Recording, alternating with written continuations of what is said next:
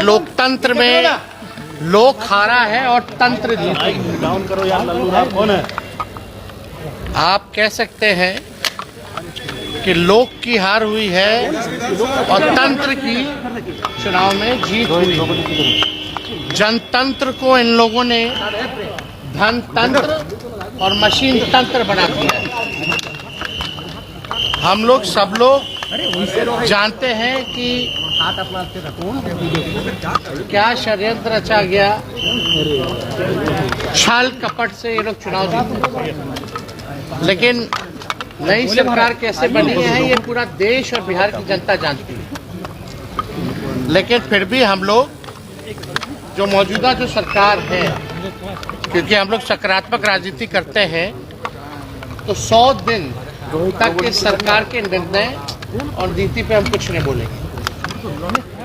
और देखते हैं कि 100 दिन बाद कब हमारी माताओं बहनों को 2-2 लाख रुपया मिलता है,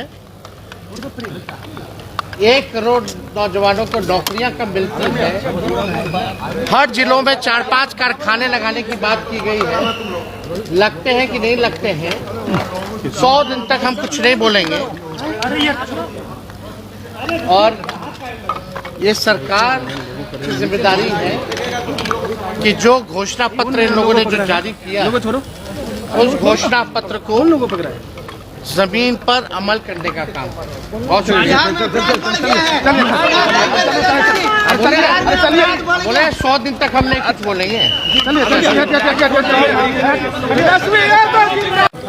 आप सब लोगों को सबसे पहले नव वर्ष की शुभकामनाएं हम लोग देते हैं। लोगों नीचे करो।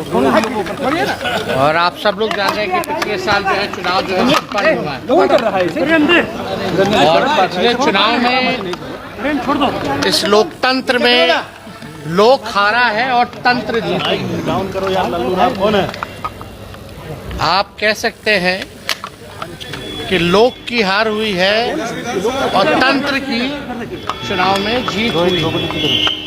जनतंत्र को इन लोगों ने धनतंत्र और मशीन तंत्र बना दिया है। हम लोग सब लोग जानते हैं कि क्या षड्यंत्र रचा गया, छल कपट से ये लोग चुनाव जीते। लेकिन नई सरकार कैसे बनी है ये पूरा देश और बिहार की जनता जानती है। लेकिन फिर भी हम लोग जो मौजूदा जो सरकार है, क्योंकि हम लोग सकारात्मक राजनीति करते हैं, तो 100 दिन तक इस सरकार के निर्णय और नीति पे हम कुछ नहीं बोलेंगे।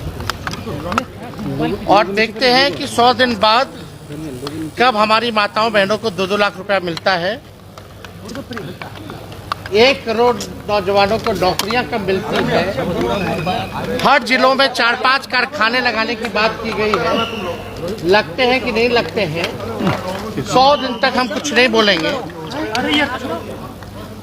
और ये सरकार की जिम्मेदारी है कि जो घोषणा पत्र इन लोगों ने जो जारी किया, उस घोषणा पत्र को जमीन पर अमल करने का काम करें। बहुत शुक्रिया।